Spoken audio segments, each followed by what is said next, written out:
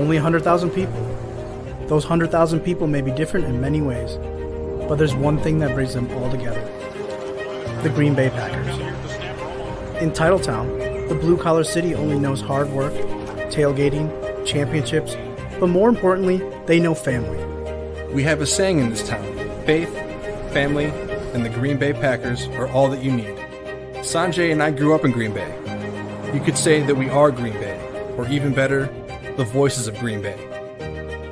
We bring a local feel of Packer fandom to a worldwide audience. Friendship, family, and football. Ladies and gentlemen, this is the Freezer Podcast.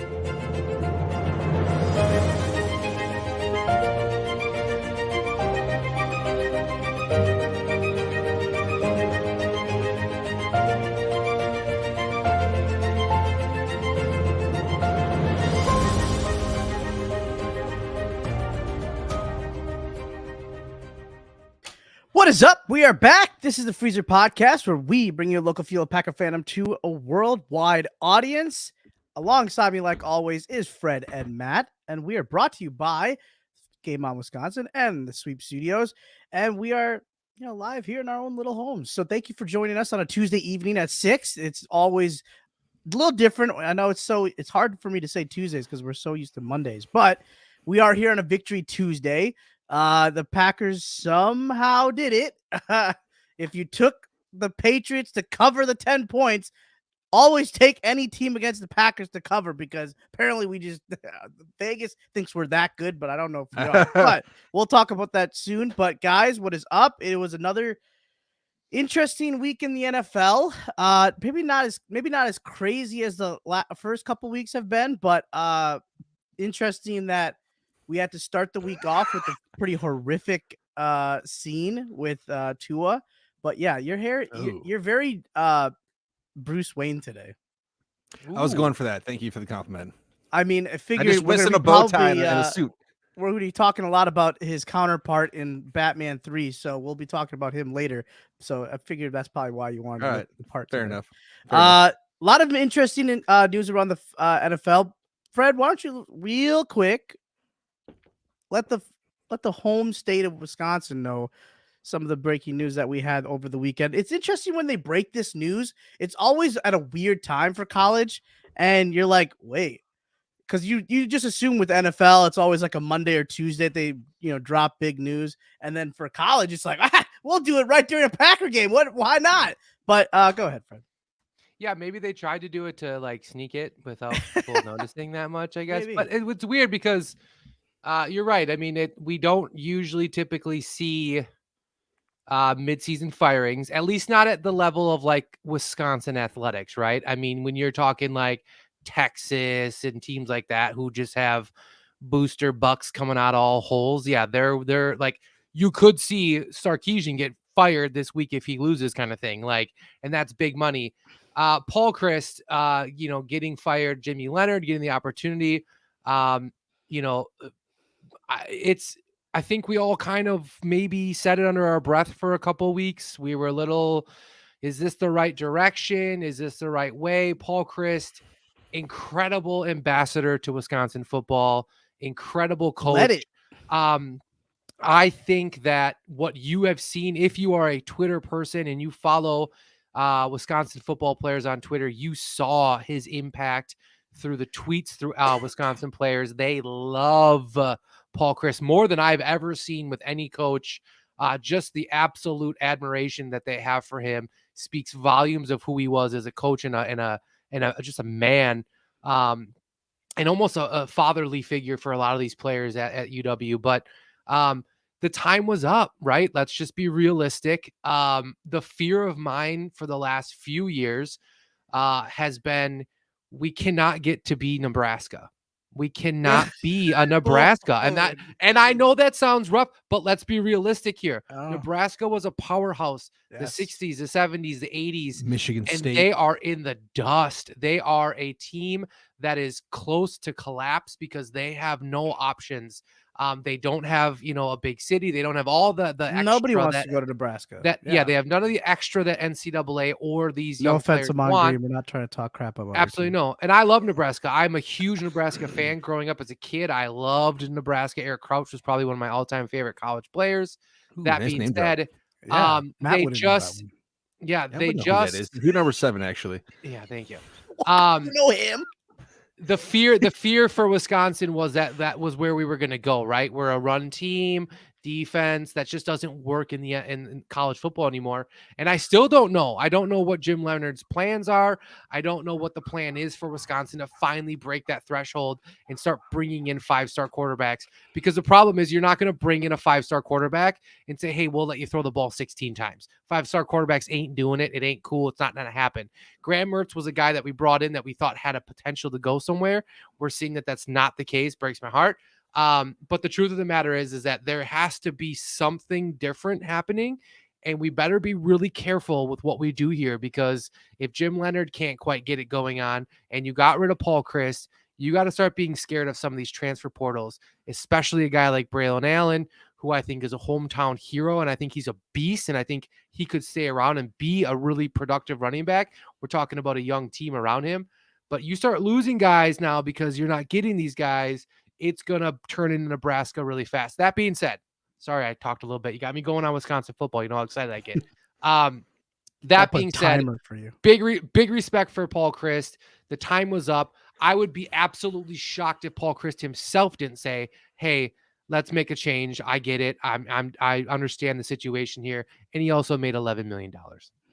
Well, I do wonder if that leaked, because I feel like UW has a lot more class than got a text saying he got fired. I don't know. I just felt so first off, I didn't know if it was true. We live in a world of leaks. No, I know. I'm not trying he had to to be say afraid of his it's league. not possible. It just felt not UW like. I feel like if they Absolutely. were going to do it for such a guy that brought so much of winning to this program, you would think they would have probably done a formal hey, maybe not even a press conference. Maybe it would be from the AD. I don't know, but just saying, would have look, we have stepped that we've talked to Paul Chryst and we've mutually agreed to, something like that. This was just got text can. Yeah, no, I expected a full-fledged Paul Chryst, and at the end of the season, Jim too, honestly. Leonard, and everybody. I expected the whole clan to do a press conference, because when you're talking about Paul Chryst, whose dad played for Wisconsin, he played for Wisconsin.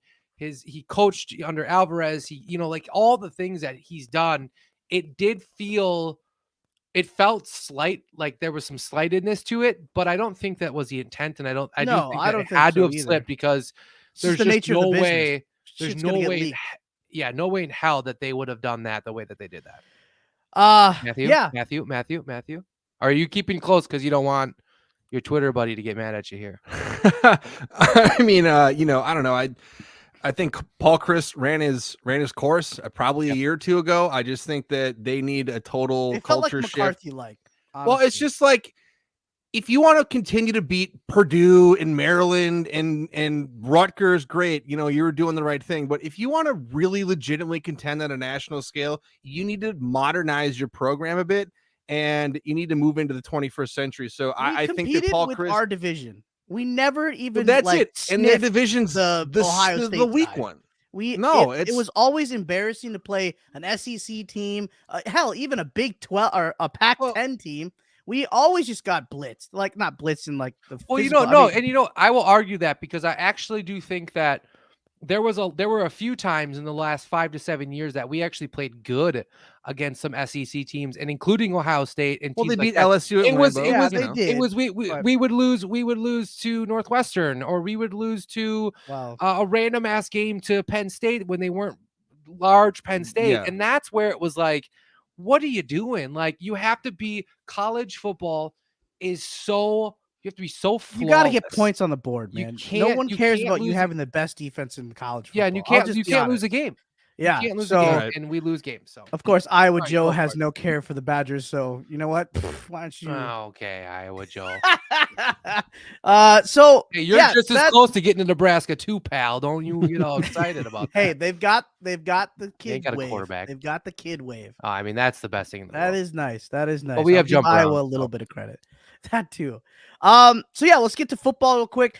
Let's just talk about this because it's a pretty big topic, and I think I'd like to at least just talk about it. And that's Tua, and this interesting of a debacle of either the NFL or Miami, whoever you want to pick here. Obviously showed its teeth this past Thursday, and in a really ugly fashion where you see this guy literally look like he had a seizure on the field, like with his fingers, but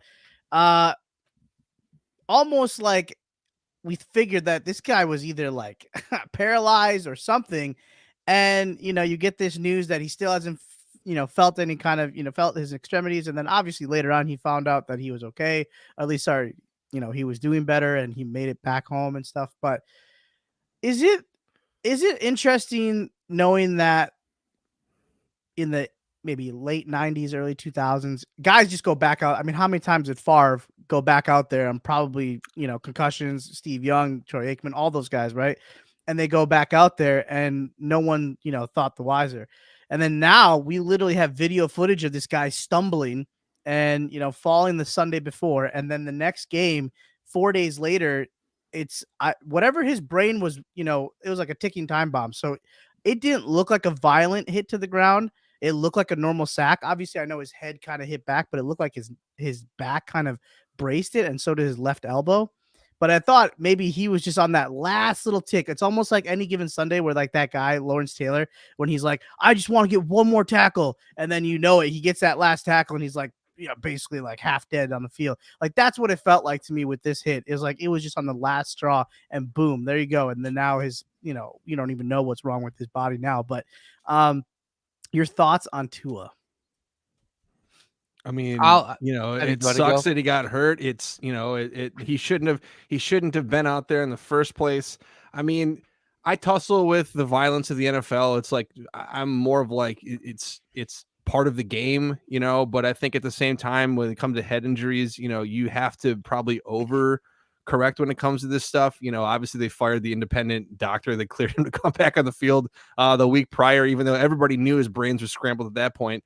And then on a short week to go back out there, and to get hit, and like you said, Sanjay, he probably was is the straw that broke the camel's back. He was ripe for a concussion. He just needed to get the right hit, and he took it.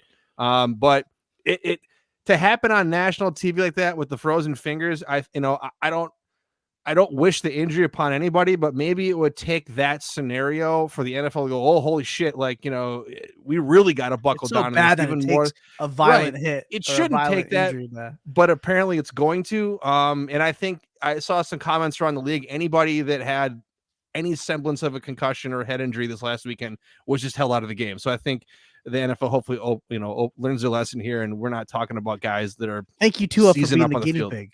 Yeah. Thanks for putting your brain on the line. 4 days. 4 days. Yeah, like that. Mm-hmm. That was the shocking thing.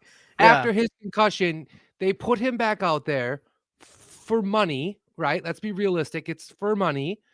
And to put a young kid's life and future on the line. That sickens me. It really does sicken me. But in the same breath, I understand exactly what you're saying, Matt. This is the game you chose to play.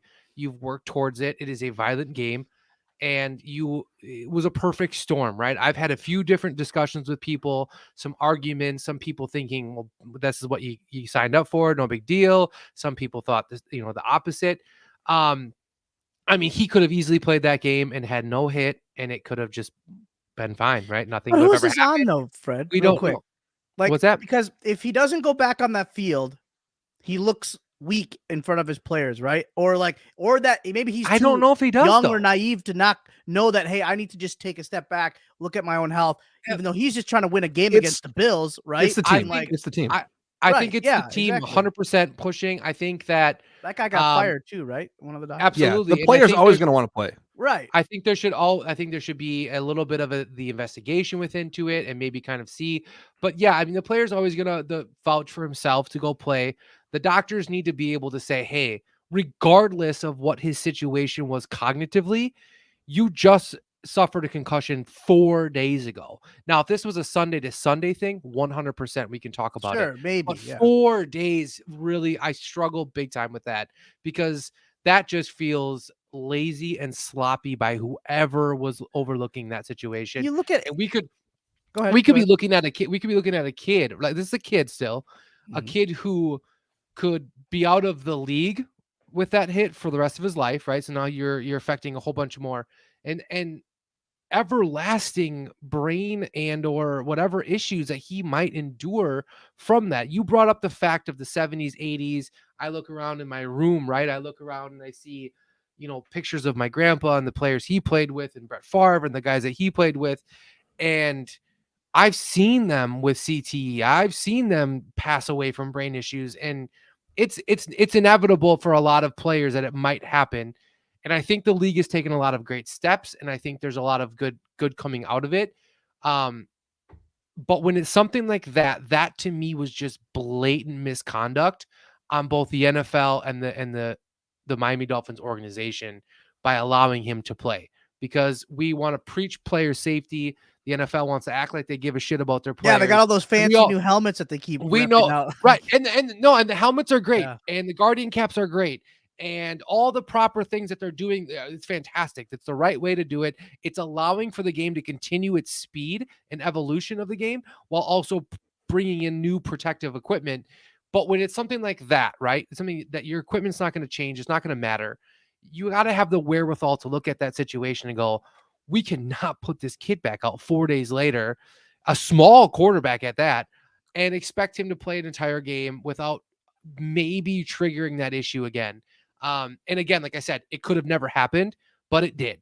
And it was on national TV, and we saw him stumble. And 4 days later, we saw him basically go into some sort of like seizure is whatever mode. I don't even know what it is. And it was brutal to look at. So the NFL is going to have to really look at that situation. And I don't know what the answer is.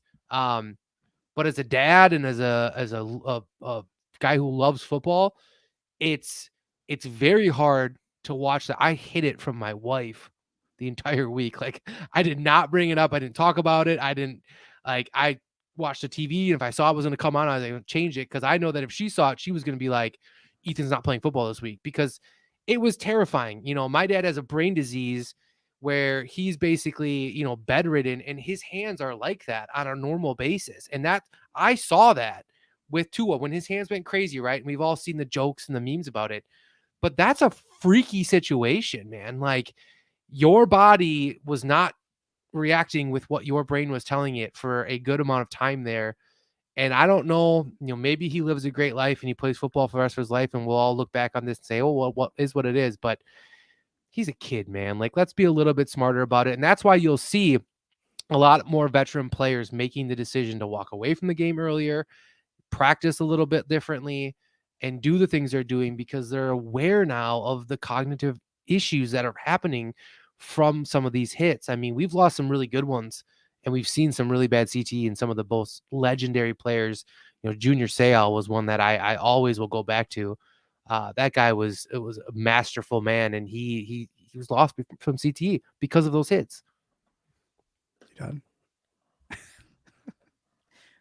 All right. So next topic, we'll move on.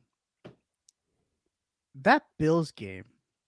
I'm sorry. Did the Packers have a bye week? Are we going to talk about the Packers? Well, I don't know. Fred goes on. What are we doing? I don't know what we're doing. We're just spend 15 no minutes. one gives a shit about the Bills until we talk about the Packers. What are you doing? Okay, fine. You're the ones who guys were like, well, you need to talk about other stuff. We need to talk about every other game. So I was like, all right, I'll let them do what they want. They want to do this, so we'll fine. I know what I want. Not at the expense of the Packers. Well, it's you two. So, all right, Packers. Yeah, it's you. You're like, oh, we need to talk about other stuff. I didn't say that, but you wanted to bring up Tua And that's a serious. And then you went on for like 20 minutes. All right, so here we go. Because it's a legitimate situation, asshole. All right, here we go. Packers. Here I'm not gonna say a word. it is. New England Patriots come into. I'm not angry. It's these two. All right. New England Patriots come into town, and by far in our chat, we were probably going through a lot of emotions because we know what we saw in that first half, and that wasn't a good first half. I mean, we see a pick six to go into the half. We're down to the New England Patriots. We barely can muster drives past the 50, and we're seeing throws that are like overthrows. We're seeing throws in the dirt. We're seeing offensive line issues. That's one topic we'll definitely have to talk about is our offensive line. And then we're just not using the studs that we have at running back to the consistent point where we can let them get going and get them into a groove, really build that, play action, and then hopefully, run the system and throw to everybody that's, part of the offense. But Matt, your thoughts at least on the offense. The defense we'll get to because they played their heart out, but that offense was not something that we have kind of been used to because we're so used to the air rated offense in the last few years. But we knew that going into this year that this wouldn't be an easy season without Devontae. So again, we see a struggle on offense. What are your thoughts? I'm very glass half full with the Packers right now, offense and defense. We're basically at the quarter point of the season, and if you look at all 4 games they played, they completely no-showed against the Vikings. They played one good half against the Bears. They played one good half against the Bucks, and they played one good half against the Patriots. These gaps of production, these lulls, this is a 4-year issue that they've had where they just go to sleep and they don't do anything. Frankly, I think they're lucky to be 3-1. If they faced a fully loaded Bucs team, they're not winning that game. If they faced this last Sunday, they were a couple plays away from losing that one. So I understand that there's a work in progress and that they're getting guys up to speed. I also don't feel bad for them because the Packers chose to be in this position. They didn't do shit about the receiver position for years. Don't give me anything about the guys they brought in prior to this year. None of them mattered, clearly. And so that's why you're now down to a couple of rookies, Allen Lazard, and hoping Randall Cobb can keep enough juice for the whole year. Aaron Rodgers looked rusty. I don't know what the ceiling is. I think everyone is kind of assuming, well, they'll get it going, and they very well might, but they also might not. And we might just be subjected to 17 weeks of them fumbling around, having a 4 or 5 drives here that results in a couple of touchdowns, and then they go to sleep again. I think they're lacking a consistency problem.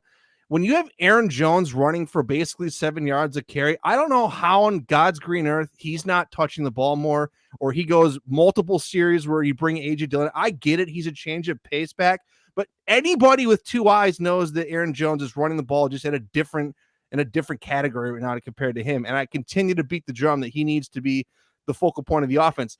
When it comes to the receivers, I'm sick and tired of seeing Christian Watson just only being used as an end-around guy. For Christ's sake, throw the goddamn ball down the field to him. Just whip it up to him. Nothing. All they do is jet sweep, and they throw those stupid bubble screens that go nowhere. I can't stand jet sweep on his back of his jersey because that's his new name now. So. I saw some stat today that basically 40% of Aaron Rodgers' passes are going behind the line of scrimmage. That is criminal. That is just, I don't even have words for it. I don't mind a couple here and there, but if you're getting production out of it, great. You're not getting production out of it. Weren't we always really clamoring for him though to check down once in a while? Because I don't mind the check down. He would always go for like the 3rd and 1, and then he throws it deep to Devontae, and it's out of bounds. Four of his 10 passes to go behind the line of scrimmage is just stupid, and I don't get it. I think that they lack production with the tight ends. I don't know. I don't know what's going on. All I know is other teams in similar positions that lost marquee players. Look at the Chiefs.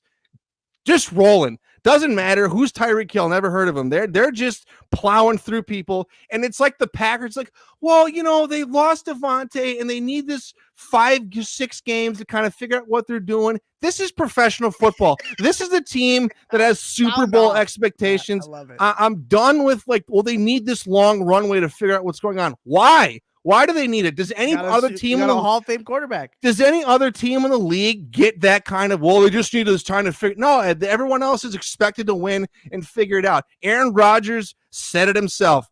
Winning this way is not sustainable. It's not. They have to figure it out because the patsy part of the schedule is going on right now, and if they don't get it together and find a way to get the offense and the defense simultaneously playing well, I mean, we're just looking at another wild card round blowout and loss somewhere. This is the team. They're that team to me until they prove me otherwise.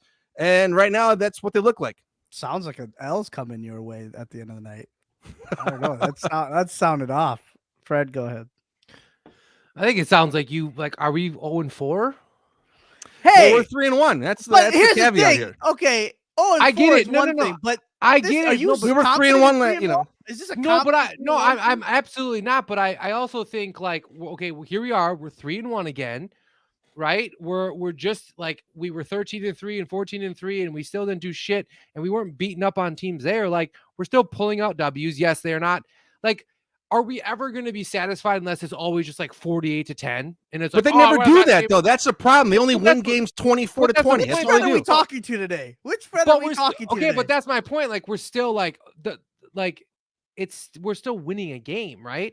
It's week 4. It's week 4. We should have won the game. That had absolutely. We should have 100%. A third string quarterback came 100%, out. 100%. We should have absolutely dominated the game. We barely beat a third string quarterback. It was atrocious, and everything that you say, Matt, is correct. But we still won the game. We're still going to look back on this on week 17, and we're not going to be like, oh yeah, but week 4, I don't know. Yeah, I get it. Still early, but that's the thing. Why are we this whole team's fucking bullshit when it's 4 weeks in, and it's like. But here's the thing. This is about January. This team is going to make the playoffs, absolutely. Right? And they might win 12 games. But what are they doing differently? Why are we worrying about the first week of October then? Because if we're talking about January, if January is the most important time of the year, which we all know it is the first game of the first week of October really that big of a deal? And we won. Now, if we lost this game, right, we can maybe look back on a loss. Fine, but it's not. It's not. That's right, though. How many weeks do you need? How many weeks do you need to figure out an offense? But we're still 3-1.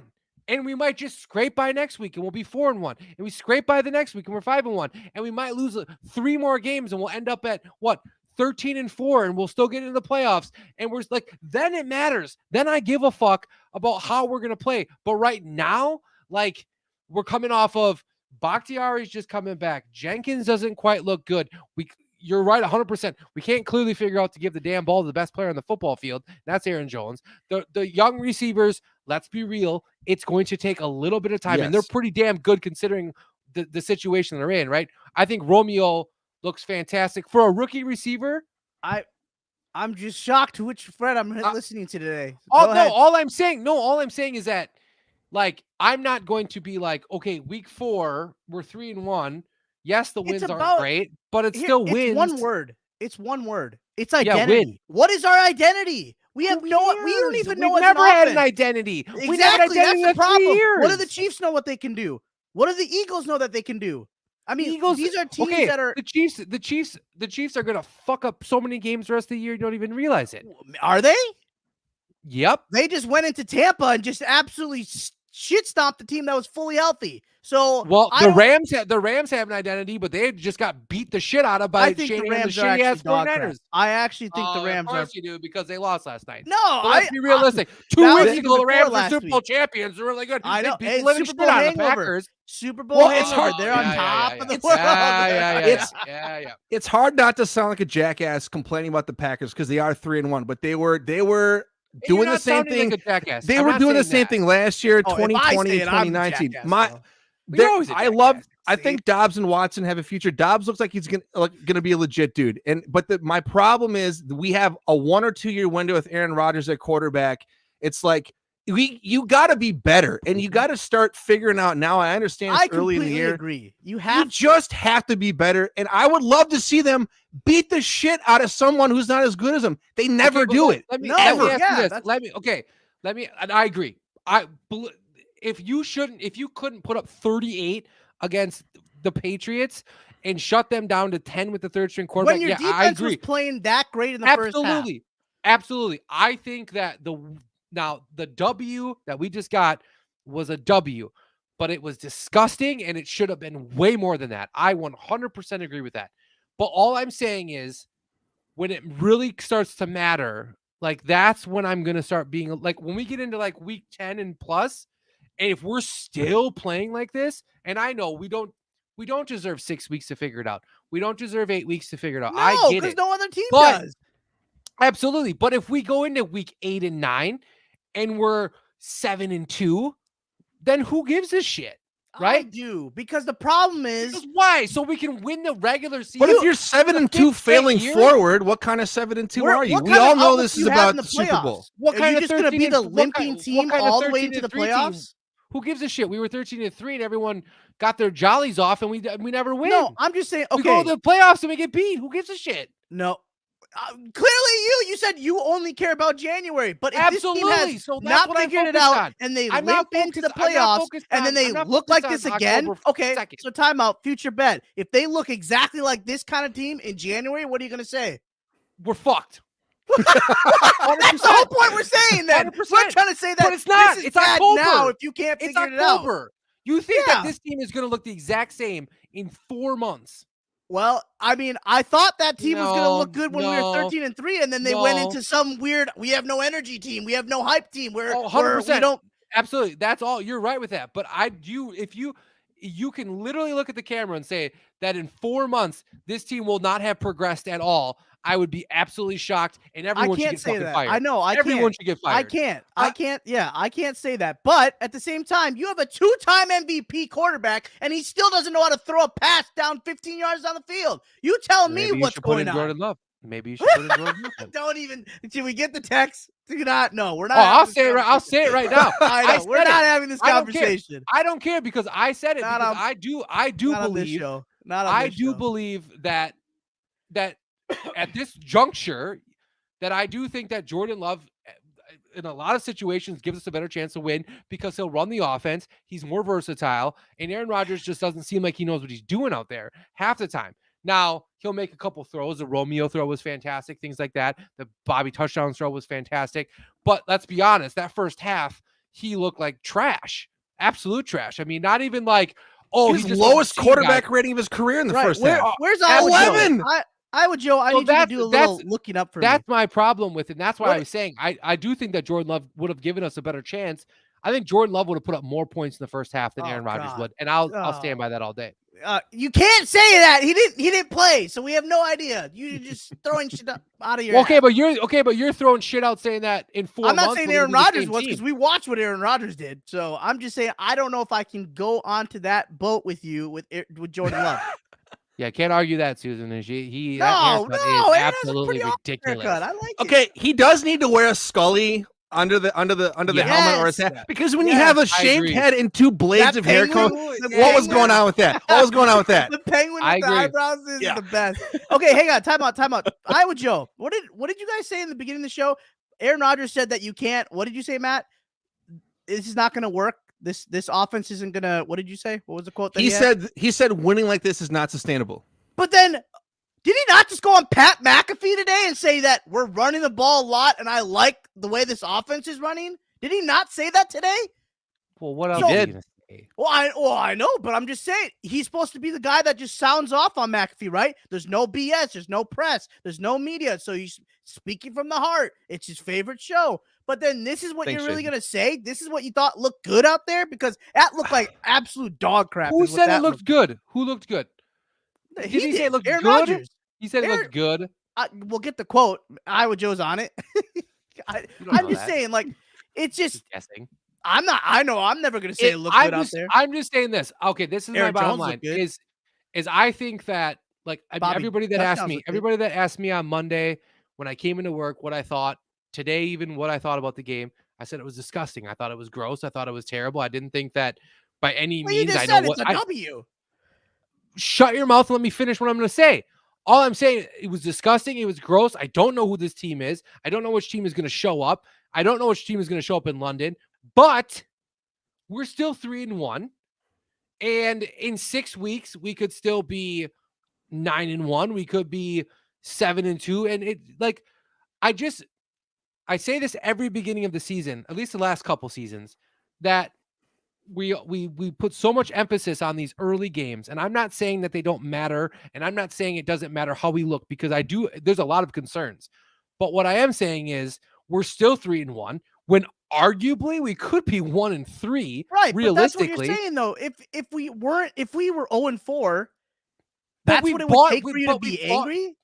Yeah, because we wouldn't have the ability to say, okay, things need to get figured out. We need to start understanding situation. Like, do you not think that the Packer organization, LaFleur, Rodgers, all look at this and think, we got to be better. We got to figure out something. This is not right, right? At least we have a little bit of, I'll call it wiggle room, because we are 3-1. If we were 1-3, we'd be looking at like, the shit would be completely different. That's why, I mean, I don't want to totally take a dump on them. 3-1 is 3-1, right? And LaFleur is great. I did take a dump on them, and they deserved it. But there is also a big ass steamy dump. They deserved the hot pile of shit. The poop emoji up for Matt. Yeah. Put it over his face. I felt like that's why I kind of came back at it, because I felt like you were like done with you were done with the team on it. And the bottom line is it's still 3-1. There's still things about it, but you're like, there is a lot of. I'm happy that we're 3-1. I am. Here's my issue. That's what I'm saying. I'm not. I guess my problem is I'm looking at it maybe too far above, because I'm looking at it as like, okay, the last 3 years. They're running the same playbook they ran the last 3 years. How about that's we my say problem. This? Can't we come to a happy medium where we say, okay, Fred, we're happy we're 3-1, but we can still say this team looks like, absolute And that's what I said. I said, yeah, I'm glad we're 3-1, but this team looks shitty, and we don't have your identity, and I don't know what team's going to show up. I look at we're going to go into London and play the Giants, and I have about 50% confidence that we win that game. Because I don't know what the hell's going to happen. The reason why I think we're all pretty emotional about it and get hyped up is that when it works, it looks awesome. But the problem is you get it for 3 drives a game. That's it. Yeah. And can you tell me? Hey, that's the problem. Can you tell me? And maybe I would Joe can, or maybe one of our awesome fans can you tell me the last time the Packers have played a good offensive game? Can you tell me? Like they can go back to last year if you want. You tell me. We probably have to. You probably have probably last year. Yeah, and it was probably before that Detroit game. It was probably maybe I can't. Maybe that Browns game. Maybe even that game we almost look at the stretch between like the second half of the Bucs game and the first half of the Pats game. Like that stretch of offense, miserable. And that was basically essentially a game though. Before that Bucs game, the second half of the Bears game, we scored 3 points. Let me ask you this. Do you attribute that to the players or the coaching staff? Coaching. Hands down, because they're telling them that what they're doing is okay. What they're doing is satisfactory, or it's what they want. Are you saying okay? Let me ask you this. Let me just nitpick that a little bit more. Let's split it offensively and defensively. Offensively, is it coaching or is it players? Offensively, is for sure coaching. Defense, Matt, we already heard you. Sanjay, we heard you. It's hard. It's hard because I put blame on Rodgers. I think he audibles out of a ton of shit. I agree. So that's where I would say that. We've been saying that forever with him. Well, he's even admitted it. Yeah. He said that he has the opportunity that means that's coaching too, that Matt LaFleur has no spine. Well, he's also beholden to Rodgers, though. He knows that. I know, but then again, defensively, they cut a deal. Defensively, players are coaching. What kind of good do they do? A blood bag? I don't know. Maybe get him to come back. Made a deal with the devil. Yeah. Shook on it. Okay, so what's your defensive take? What's the defense? I was going to say defensively, coaching or players. And Ben Matt? I mean, for offense on defense? No, defense. Defensively, is it coaching problem or is it a player problem? I think it's a player problem. I think it's a player problem. Really? God, that run defense is awful. It is bad, but also, why is Joe Barry running soft two shell against a third string quarterback? No one ever heard. They knew he wasn't going to throw. They should have been blitzing the holy hell out of him and run blitzing and all that stuff. And they should have. We don't want to get beat deep. I'm sorry. Once he hits a couple of dimes deep, then I'm backing off. But until he does that, who are we worried about? Jacoby Myers? He wasn't even playing. Exactly. Sorry, Devontae Parker. I'm sorry. Who are they really worried about back there? I get it. I agree. Amos went out of the game. Zappy wasn't doing shit, and let's be realistic about it. But I don't know if it's I can't say. I think it's got to be a 100% coaching on the defensive side, and I know that I'm pretty high up on the defense, and I think the offense doesn't warrant the time to get going as much as I try to act like they should. The defense, I do think, does have a little bit of that, just because I think that there's just players defensively sometimes just take certain types of plays and games off. And I know that sounds terrible, but I do think that's the case. And I do think that our defense, and we saw this especially this week, it's just not aggressive. There's no excuses. After them. Yeah. You have the best pass rusher in the freaking defense. Yeah, I think they're aggressive. I think they're doing good that side, right? I mean, Preston and him are getting after it. I mean, they don't look like they have aggressive in the sense of like, why are we not sending a little bit more like blitzing, like Zappy, right? Zappy's like a JUCO fucking quarterback, and you're not blitzing him and like sending him quarterback apparently. Then why are you not sending exotic defensive packages against him? I get that. Yeah, playing like that's base, like that's bullcrap. I'm sorry, but I'll tell you this right now.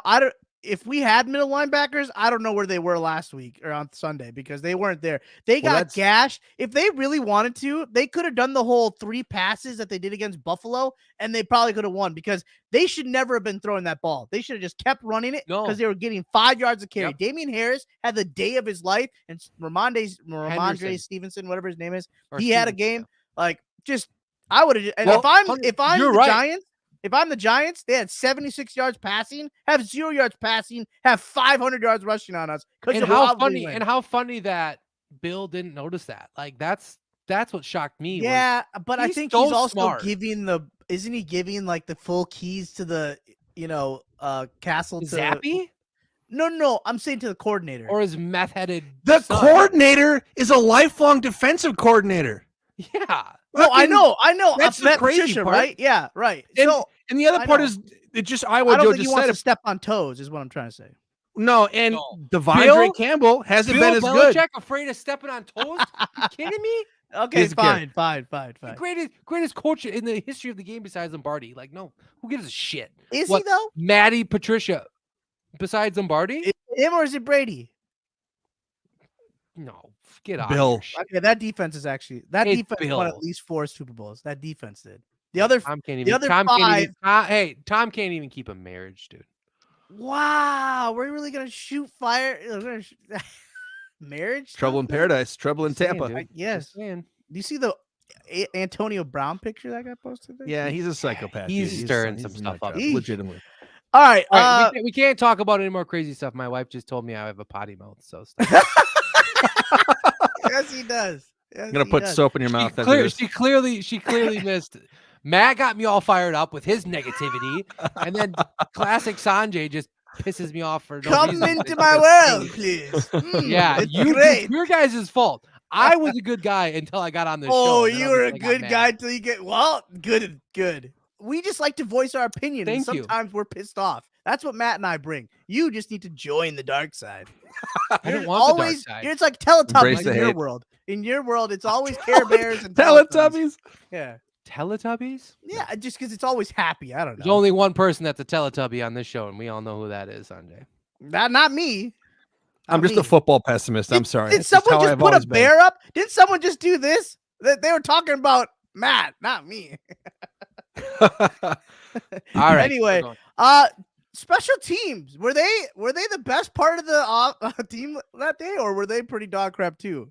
Are we giving them a pass? They had some coverage problems, but I mean they were the least. I Pat actually thought O'Donnell put another one on the sucked. goal line. No, I know, but he sucked a little bit. He had that one putt that went 30 yards. Yeah, but he made up for that last punt and put him at the one, and then they had to put that one. Yeah, I think he's more positive than negative at this point. And let's be real, we haven't had a punter like him in a very long time. No, I'm not saying overall. No, you are. You're trying to hate on people. No, I'm happy. You know how long I've been waiting for this guy? You brought it up, bro. We could have just talked about Silver Fox, though. Silver Fox. Got that clutch dub. I mean, it would have to be a 21-yard. Okay. Oh, clutch dub, but now it's okay. Now the dub is clutch kick. Clutch kick. Okay. First off, are you angry that we didn't just put it in the end zone? Like, why do we always just, like get conservative and then we just go for like the field goal? Because I'm waiting for the long snapper to go over the head of O'Donnell, and then we're like, it could have been a travesty. I was seriously thinking about that the entire game. Like, you have this team on the ropes, just go. Knock them out. Okay, but in the same breath, would you have just they would have handed it off to AJ Dillon 3 times, gotten a fourth down, because that's went them for it being on 4th and 1. I was saying, let me ask you this: single greatest play of the entire game, 4th and 1. Don't even say it. Don't even say it. I know what you're gonna say. That was ballsy. Wait, which one are you talking about? The 4th down where he threw it to Cobb. Oh, I thought you were going to say the Bobby touchdowns. No. I mean, that was the greatest play, obviously. But, sorry. That 4th down, that 4th down. Yeah. Considering how the team is and the kind of stupidity that they do, and I was thinking, they're going to give it to AJ Dillon, and Bill's going to be like, we're going to just shut this down, and for them to go and he chucked that. I mean, he chucked that ball into this small spot. For Randall, I mean, that play wasn't that like it was one of the ballsier plays I've ever seen. 2000, what was that, 17 that they were here, or is that 14? 2004. When did the Patriots come back here? 14. And Cobb caught another one to close out the game. Mm-hmm. That was another dime throw. That's like 20 years ago. Jeez. Okay. I remember my team. You saw that today on some news. No, I didn't. I remember that vividly. I remember Brady says he's on the sideline and he sees the catch and he's like, and then he's swearing. Interesting. Tablets broke their hearts. Tablets. Anything else you guys want to talk about this game? I mean, honestly. Well, can we talk about Romeo Dobbs? Fred mentioned pre-show. I know. Yeah, I want. Okay, so I have. Okay. No, what do you? Come on, Brian Hoyer, 2 plays and out. Yeah, Rashawn Gary planted his ass. We did it. Like, see ya. Okay, 3 things. We're gonna talk about 3 things. I'm taking the show over. 3 things. 1, is Rashawn Gary the best defensive player in the NFL right now? No, you're an idiot. He's top 5. Top 5. He's not the best player statistically. In the top 5, maybe. Well, Bosa just got 6 now. Yeah, Bosa just went nuts. Yeah, but Bosa's gonna get hurt next week. Probably. Number 2. What is your thought process about the swirlings of Odell? I know it's whatever. I'm just realistically, where do you put your head at? Yes, please. I'm out. Yes, please. I'm out. Why not? First off, we won't do it. out, but he would. It's not a question. It's just a hypothetical. I know they won't do it. I would. See? No, I would. Yeah, of course. But exactly. I know I'm being realistic. Remember, that's who I am. I should probably change my name, Realistic Sanjay. But you're on drugs. It ain't gonna happen. This guy's gonna go drop that. You're Actually, he might go to the Bills or something, or I don't even know. He might not even go. He no, may not want to go back to the Rams. If he doesn't. No. Okay. Again, week 4. Relax. I think he 100% goes back to the Rams because Rams don't make the playoffs. Why not? Mark it. Bet it. How do you want me to bet? What do you want me to bet? $50. Let's go. $50. $50. Can we do like shave my head or something? Dude, I've literally see you spend $50 weekly at Oneida. 50. 30. I have a limit. Okay. $50. Rams don't make the playoffs, or shut up and don't say it again. All right. So Bet. He said. What was that? Is that a yes? no, I didn't say yes. Matt? I said I was going to move on to the next topic. I can't spend $50 on that. There's no last way. question. Last question. Then, and I'm very curious about this. In your opinion, unbiasedly, was the Romeo Doubs catch a catch? Go ahead, Matt. Let's see. Can I the just say homer. what I got there, Dude, see the homerism. Dude, it was so Here's the thing. close. I heard an argument today about like he Homer. caught it and started. He Homer. tucked it right Homer. 2 feet in. Homer. Now, if I'm a Pats fan, it's 100% not a catch. But Yeah, because see, I'm a this Packer is what fan, happens. You're it's at least such a homer. 50-50. It's at He least didn't catch 50-50. it. But He here's didn't catch it. He didn't catch it. here's my question. Here's my question. So obviously the first thought process, right, is we go back to Dez, right? Dez catch. Yeah. Similar situation, right?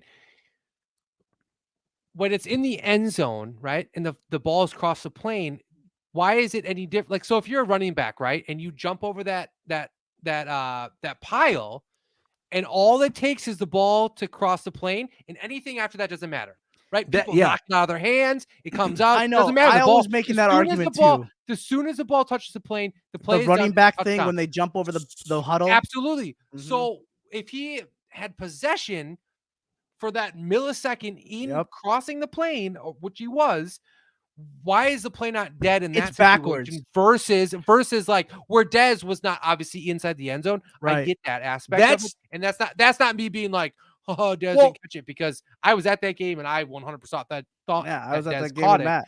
Yeah. But my point is past the end zone, in the end should zone, the right. rule be different? Should the rule be if there's any possession, it should be automatic touchdown? That's why I think it's great minimally, because he caught it in the end zone, 2 feet, moved, tucked the ball, and only until he rolled to the ground did it pop out. I think if he caught it in the field, it changes, like you said, Fred. But I think as it happened in the end zone, I think that's why I didn't kill LaFleur for challenging him. I'm like, well, maybe it is a catch, you know? And that's the thing. Like, so they always bring up, like, did he make a football move? You don't have to make a football move if you're in the end zone past the goal line. You don't need to make a football move. Remember, Ryan did need to make a football move.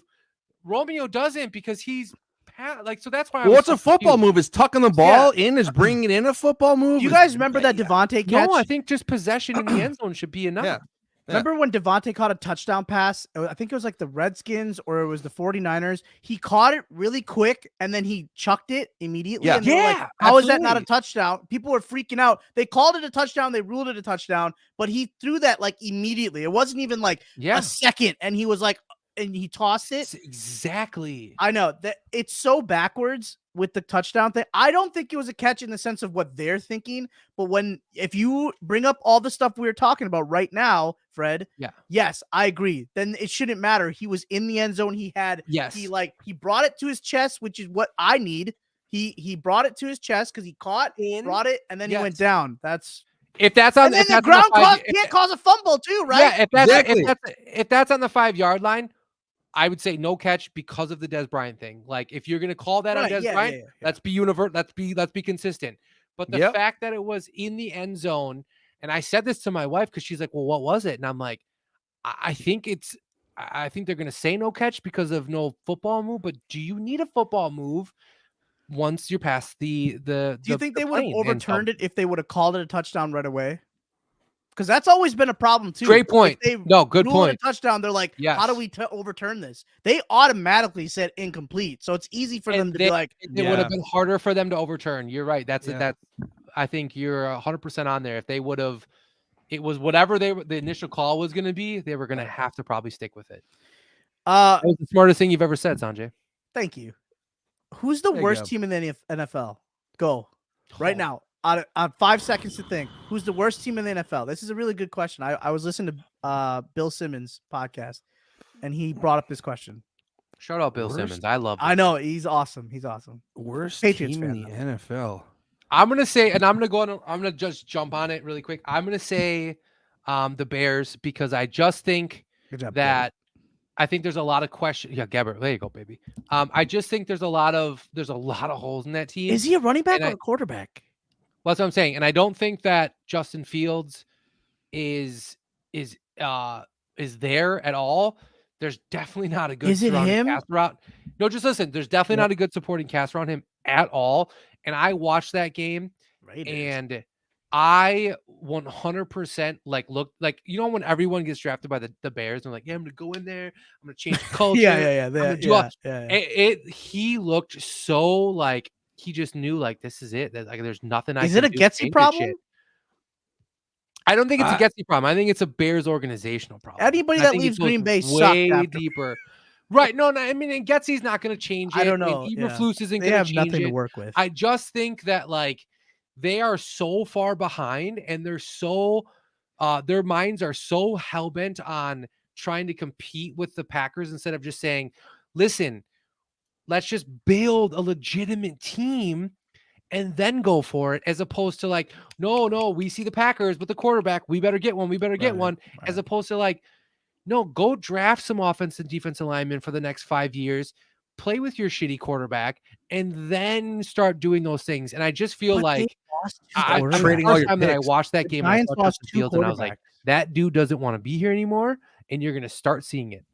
Packers. Yeah, I think the Bears are really bad.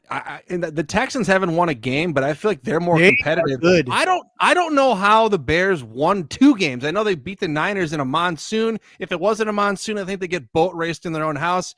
And what's the other game they won? They won the Texans. The Texans. So they beat the other shittiest team in the NFL. And they should have lost that game. Yeah, they should have lost it. Texans are playing well. They have like a historically bad passing offense, and Bear fans are all just give more time, come on, man, we've seen enough here. I think guy threw 3 yards past the line of scrimmage against us. It's not a good football team. They have so many holes. I'm glad they're in the division. I think Fred nailed it. It's like they're so worried about the Packers that they've screwed over their future and their present. They've traded all these. They got rid of all those people. They got rid of all those idiots. They got rid of Ryan Pace. They got rid of Matt Nagy. Well, I got the Commanders. They're the worst. It's just a small. It's a little brother thing. Commanders team. Yeah, But I think them are Steelers actually. Commanders have a pretty good base, though. At least like their front seven's pretty good. Carson Wentz. Offensive line, yeah. I mean, well, like just he's done, right? Like let's stop giving him a job. Like I love Carson Wentz as a person, but like you're done. Like what about the Panthers? Okay with it. No, well, I agree with that. I think the Panthers, or they're just underachieving hardcore. I don't know. They're not last in their division. Well, they're 1-3. They're tied for last. The Saints. Yeah, I would also argue that I also think Houston is just. I don't even know. I think Houston's playing better than what their record. 100%. Yeah, they're competitive. I was just talking to my buddy at work today, and I was like, I'm shocked that they're like in games. Like I know. You look at that you roster. Should take all bets on them. Take them. Yeah. Covering. I'm like when I watch Damian Pierce. When I look at that roster, I'm like, they're gonna get demolished, and they're always they play hard, and they're not winning, but they're in it. Like you look at their games versus like us playing a third string quarterback. I think they have more of an identity than we do. What does that say? Might not be wrong. Well, their identity is what? Don't fucking lose bad. Yeah, pretty much. Do whatever you have to do to cover. Offense. They actually drive down the field. I bet you they have better offensive drives than we do. I don't know. I feel like we get 2 a game and then we're good. We're done. It's like we met our quota. Yeah, we score 3 touchdowns and okay, there we go. All right, guys, we'll wrap things up here. Let's talk Giants and Packers across the pond as you in Foggy London town. What? You sound like you're from London. Oh, mate. Yeah, let's get Hermione Granger in here. None of us can one do of us in the wreckage, brother. Bang Gary's coming out. Spot on, Bang Gary. All right, Matt, what do you got? Well, I mean, I would like to say I think the Packers are way better on paper. I think they're the more talented team. They have the better quarterback. They have the better defense. They have the stud. My fear is though traveling 6 hours across or whatever it is, the flight's 8 hours, and being all jacked up on their sleep schedule, and they're I know they're bad. Sorry, I just expect another game, kind of like the last 4. I expect a low scoring game. Maybe the Packers pull away a little bit late because they panic and figure, well, shit, we better do something. The Giants are pesky. Saquon Barkley looks like he's, a rookie again. He's running hard, looking great. And oh, by the way, the Packers are having some troubles stopping the run. So I think that if Green Bay wants to get out of the, do something different here, don't just give up 7 or 3 points immediately. The other team is basically guaranteed points in the first drive. I'm sick and tired of it. How about you force a punt? How about that? And on the flip side, don't disappear for a whole half when you're playing offense. If you do those two things, you're going to win the game. That's it. Point blank. Danny Dimes isn't good enough. Charlie probably came in the room. All right. No. Okay. So I like everything you said there. Honestly, I'll give my prediction. We'll let Fred go last this time.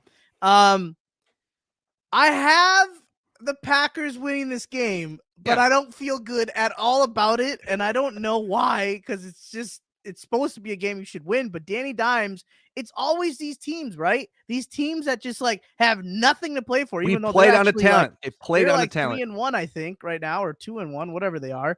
So they might just shock you. And Saquon Barkley right now is back to being Saquon Barkley. That guy 3-1 ran like a beast, right?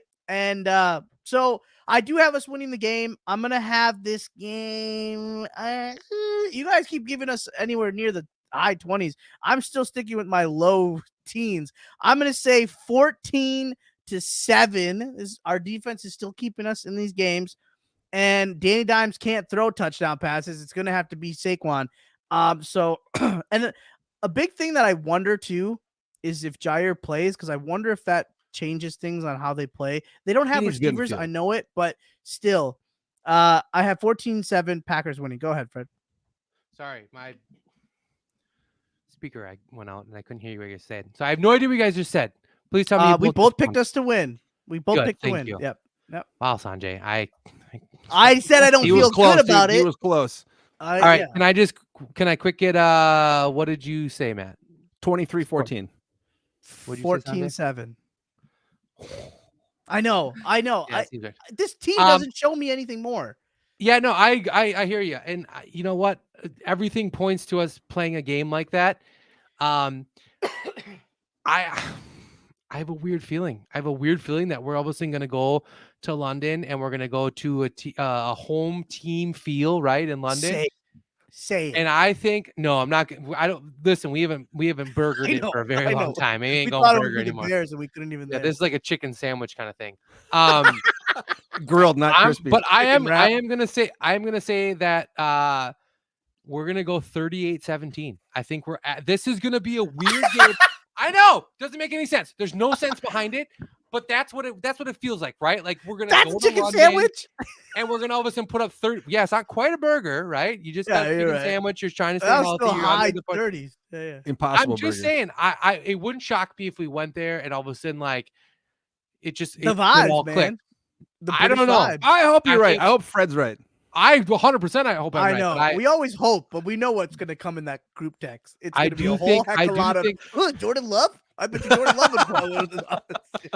I think it's really quick. Two things. It's either going to be one, LaFleur gets the team to travel, and we go there, and we're in a different world. And God, don't get me started on our traveling. We're gonna play. We're gonna play really good for some stupid reason, or we're gonna just do what we normally do when we either have a bye or we travel large distances, and we're just gonna absolutely lay an egg. So I'm gonna just be optimistic.